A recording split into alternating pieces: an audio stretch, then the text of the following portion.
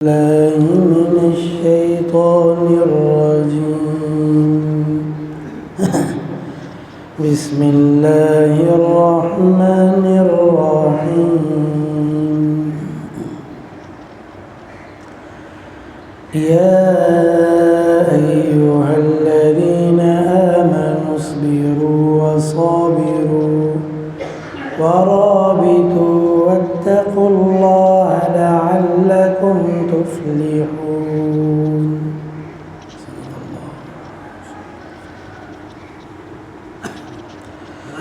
سورہ آل عمران کی اس آیت مبارکہ کا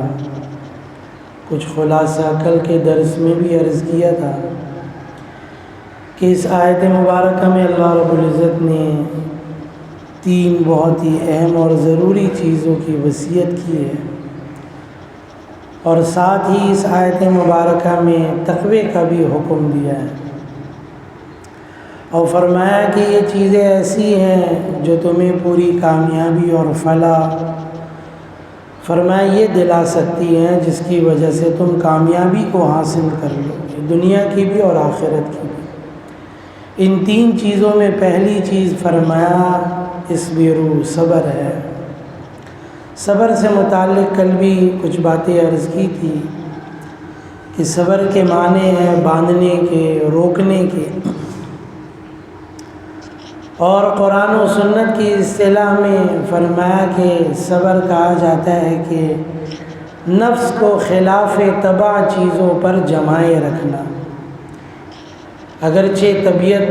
اور نفس چاہتا ہو ان چیزوں کو کرنے کے لیے، لیکن کیونکہ شریعت کا حکم نہیں ہے اور کیونکہ اس میں نافرمانی ہوگی، گناہ ہوگا، اس لیے ایسی چیزوں سے اپنے آپ کو روک لینا۔ علماء نے اس کے اندر اس کی تین قسمیں بیان کی ہیں۔ سب سے پہلے ہے صبر علی الطاعہ، اس سے متعلق کل بات ہوئی تھی کہ ہر وہ کام جس کو اللہ اور اس کے رسول نے حکم دیا ہے، اور ظاہر سی بات ہے کہ یہ بھی چیز اس کے اندر ہے کہ طبیعت وہ کرنے کے لیے نہیں چاہتی، نفس اور طبیعت کے خلاف جا کر اس کام کو اہتمام سے کرتے رہنا۔ تو فرمایا یہ نیکیوں پر صبر کرنا۔ اس کے اندر دیکھیں کل بھی میں نے کچھ باتیں عرض کی تھی، اس کے اندر یہ فرمایا صبر علی الطاعات، نیکی پر صبر کرنا، جمے رہنا۔ اس کے اندر کوئی قید نہیں لگائی گئی کہ نیکی بڑی ہے یا چھوٹی ہے، عمل بڑا ہے یا چھوٹا ہے، بس شریعت کی اصطلاح میں وہ نیک عمل ہے، اچھا عمل ہے اس کے اندر، اس میں کوئی قید نہیں۔ کل پھر میں نے یہ بات بھی عرض کی تھی کہ جو اعمال ہیں ان کے جو حکم ان پر شریعت نے لگایا ہے، اس وجہ سے ان کا الگ الگ درجہ ہے۔ فرض کا درجہ سب سے اعلیٰ ہے، اس میں خوب اہتمام ہونا چاہیے، پھر واجب ہے، پھر سنت ہے، پھر مستحب ہے۔ لیکن آدمی، جیسے یہ بھی علماء نے لکھا ہے کہ کسی بھی نیک عمل کو آدمی یہ سوچ کر نہ چھوڑے کہ کوئی چھوٹی سی نیکی ہے، یہ سوچ کر کہ یہ چھوٹی سی نیکی آدمی چھوڑ دے، یہ کوئی اچھی چیز نہیں۔ ہو سکتا ہے یہی چھوٹا سا عمل کل روز محشر قیامت کے دن حساب کتاب میں اس کے کام آ جائے، اس لیے کسی بھی نیکی کو چھوٹا سمجھ کر نہ چھوڑا جائے۔ اور ایسے یہ بھی چیز علماء نے اس کے اندر لکھی ہے کہ کسی بھی گناہ کو یہ سوچ کر نہ کیا جائے کہ یہ چھوٹا گناہ ہے، کوئی بات نہیں، چھوٹی سی تو غلطی ہے، چھوٹا سا گناہ ہے، کوئی بات نہیں۔ بس اوقات یہ چھوٹی سی غلطی، چھوٹا سا گناہ ہی بڑے نقصان کا سبب اور ذریعہ بن سکتا ہے۔ تو یہاں پر بھی کوئی قید نہیں لگی ہوئی، اس لیے ہر نیک عمل کو آدمی کرنے کی کوشش کرے۔ یہ ضروری نہیں کہ سب کو کر لے گا، ہاں کوشش لیکن سب کو کرنے کی کرنی چاہیے۔ دوسری چیز جو فرمائی صبر کے اندر، دوسری قسم ہے صبر کی، صبر عن المعصیہ۔ فرمایا کہ جن چیزوں سے اللہ تعالیٰ نے اور اس کے رسول صلی اللہ علیہ وسلم نے منع فرمایا، وہ نفس کے لیے کتنی ہی مرغوب ہو، عمل نیک عمل کرنا نفس کے لیے مشکل ہوتا ہے، اور ایسے ہی گناہ کے کام کرنا وہ نفس کے لیے آسان ہوتا ہے۔ تو وہ نفس کے لیے کتنی ہی مرغوب ہوں، کتنی ہی پسندیدہ ہوں، کتنی ہی لذیذ ہوں، لیکن اپنے آپ کو اپنے نفس کو اس سے روک کے رکھنا ہر طرح کے گناہ سے۔ دیکھیں یہاں پر بھی چھوٹے اور بڑے کی کوئی قید نہیں لگے، حالانکہ بعض احادیث میں بھی فرمایا کہ یہ چیزیں گناہ کبیرہ میں سے، لیکن بہرحال یہاں پر کوئی قید نہیں۔ اس لیے کوشش آدمی یہ کرے کہ ہر گناہ سے اپنے آپ کو بچائے۔ یہ نفس کا عام طور پہ یہ نفس کا مزاج ہے، اور یہ عام ایک تو انسانی فطرت بھی ہے۔ جس چیز کو کرنے کا کہا جاتا ہے نا تو آدمی بسا اوقات اس کو نہیں کرتا، نفس نہیں چاہتا کرنے، اور جس چیز سے روکا جاتا ہے نا آدمی کو وہی چیز کرنے کو پھر آدمی کا دل بھی کرتا ہے۔ تو یہی چیز ہے کہ وہاں نیکی کرنا نفس کے لیے یہ تھوڑی سی مشقت کی چیز ہے۔ نماز کے لیے اٹھنا، آدمی سو رہا ہے پھر اٹھ کے پھر نماز کا اہتمام، پھر اپنے کاروبار کو اپنی چیزوں کو چھوڑ کے پھر نماز کا اہتمام۔ صحیح ہے، آدمی نے پورے سال اپنی محنت سے مال کمایا، مال جمع کیا، تو شریعت نے اس کے اوپر حکم لگا دیا کہ اگر اتنا مال ہو گیا ہے جو مقدار نصاب کو پہنچ گیا تو اپنے اس مال میں سے زکوٰۃ بھی نکال دو۔ اب ظاہر بات ہے اپنا کمایا ہوا محنت کا مال، اب اس میں سے زکوٰۃ بھی دینی ہے، بات حکم شریعت۔ نفس نہیں چاہتا کہ آدمی وہ مال نکال کے خرچ کر دے۔ ایسے ہی رمضان المبارک کا مہینہ آ گیا، اب اللہ نے حکم دے دیا کہ بھئی روزہ رکھنا ہے،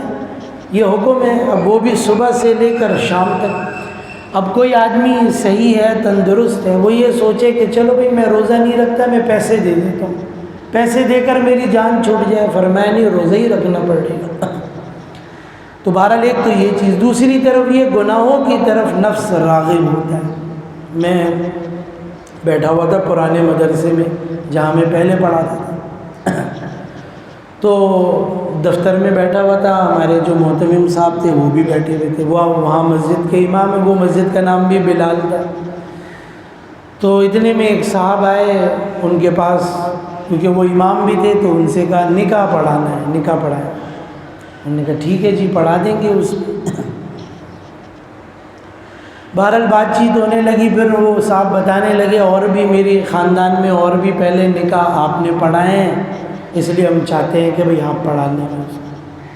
پھر یہ تھا کہ بھئی نکاح ہال میں ہوگا اس وقت میں،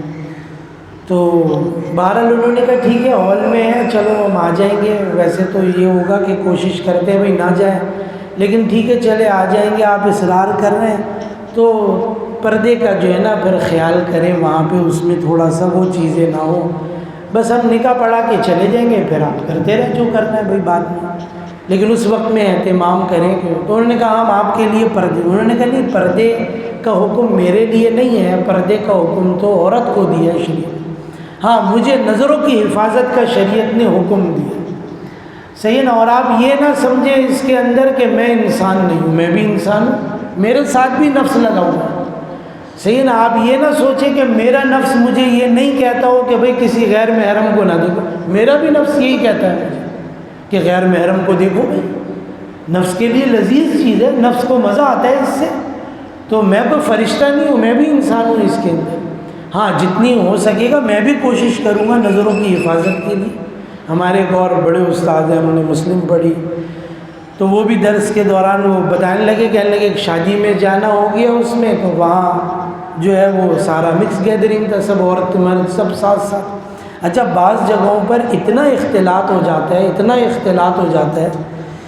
کہ لوگ ایک ہی ساتھ بیٹھ جاتے ہیں، بس اوقات جان پہچان بھی نہیں ہوتی، نہ رشتہ دار ہیں نہ تعلق والے، ایک ہی ٹیبل پہ مرد بھی بیٹھے ہیں عورت بھی بیٹھے، بھائی پوچھیں آپ لوگ آپس میں کوئی جان پہچان ہے؟ نہیں، رشتہ داری بھی نہیں ہے، بس ٹھیک ہے ایک ہی ٹیبل پہ بیٹھے۔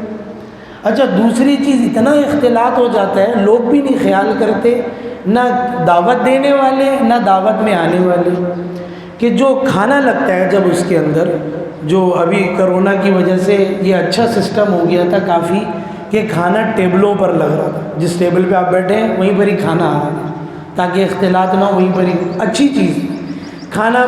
ایسا لگ رہا تھا کہ کھانا ضائع بھی نہیں ہو رہا ہے اور ہر ایک کو بسہولت کھانا سامنے ہی مل رہا ہے۔ اب اس کے اندر جو بوفے لگتے ہیں، جو ٹیبلیں لگی ہوئی ہوتی ہیں جس کے اوپر کھانے لگے ہوئے ہوتے ہیں، اب اتنا اختلاط، بعض لوگ ایسا سسٹم بنا دیتے ہیں، ایسی ترتیب ہوتی ہے کہ مرد اور عورت ایک ہی لائن میں کھڑے ہوئے کھانا لینے کے لیے بھی، آپ کھڑے ہوئے، آپ کے ساتھ آپ کے پیچھے عورت کھڑی ہوئی، اب وہ بھی نہیں سوچ رہے کہ بھئی عورتوں کے لیے کھانے کے لیے الگ سے جگہ بنا دیں، یعنی ان کے لیے لینے کے لیے جگہ الگ ہو، ٹھیک ہے اب کہیں بھی کھا لیں، یعنی اتنا اختلاط ہو جاتا ہے ان چیزوں کے۔ خیر وہ ہمارے استاد صاحب کہنے لگے میں وہاں پہنچا تو ایسے ہی عجیب قسم کا اختلاط دروازے سے داخل ہوتے ہی نظر آیا، تو ان کو حیرانی بھی ہوئی کہ بھئی مجھے دعوت دی تھی تو بھئی اہتمام تو کرتے کچھ اس چیز کا، تھوڑا سا پردہ ہوتا کوئی وہ چیز ہوتی، تو ہمارے استاد صاحب وہیں دروازے پر رک گئے، اندر نہیں جا رہے تھے۔ انہوں نے کہا حضرت آپ اندر آئیں، آپ اندر آئیں۔ تو ان لوگوں نے بھی یہ کہا ہم آپ کے لیے پردے کا انتظام کر دیتے ہیں، آپ کے لیے الگ سے ٹینٹ لگوا دیتے ہیں، آپ اس کے اندر بند ہو کر بیٹھیں، وہاں پر رہیں کھائیں پئیں۔ تو انہوں نے کہا مجھے اس کی ضرورت نہیں ہے،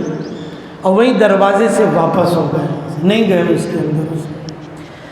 تو بہرحال یہ چیزیں ہو جاتی ہیں، لوگ بھی نہیں مانتے اور کوئی خاص وجہ بھی نہیں ہوتی ان چیزوں کو کرنے کی اس کے اندر۔ بہرحال اب تو ایسی چیزیں عجیب سی ہو گئی ہیں۔ بہرحال تو یہاں فرمایا اس کے اندر صبر عن المعصیہ، گناہوں سے اپنے آپ کو روکو، اور اسی لیے قرآن کریم میں جو فرمایا اس کے اندر کہ دیکھو آپ علیہ الصلاۃ والسلام جو چیز تمہیں دیں آتاکم الرسول فخذوہ، جو چیز بھی تمہیں دیں تم اس کو لے لو، تمہیں وہ کرنا چاہیے۔ اس کے اندر بھی آیت مبارکہ میں کوئی فرض واجب سنت کی قید نہیں، اللہ کے رسول جو تمہیں بتا رہے ہیں، جو تمہیں کرنے کے لیے کہہ رہے ہیں تمہیں وہ کرنا چاہیے، اور جس چیز سے وہ تمہیں منع کر رہے ہیں تمہیں اس سے رکنا چاہیے۔ یہ مت دیکھو کہ یہ حرام ہے، یہ مکروہ ہے، یہ کر سکتے ہیں نہیں کر، بس جس چیز سے تمہیں وہ منع کر رہے ہیں تمہیں اس سے رک جانا چاہیے، اسی میں تمہارا فائدہ ہے۔ تو دوسری چیز یہ فرمائی صبر عن المعصیہ، تیسری چیز فرمائی صبر علی المصائب، مصیبت پر صبر۔ انشاءاللہ اس پر بعد میں بات کریں گے، جو کچھ پڑھا سنا اللہ رب العزت سمجھنے کی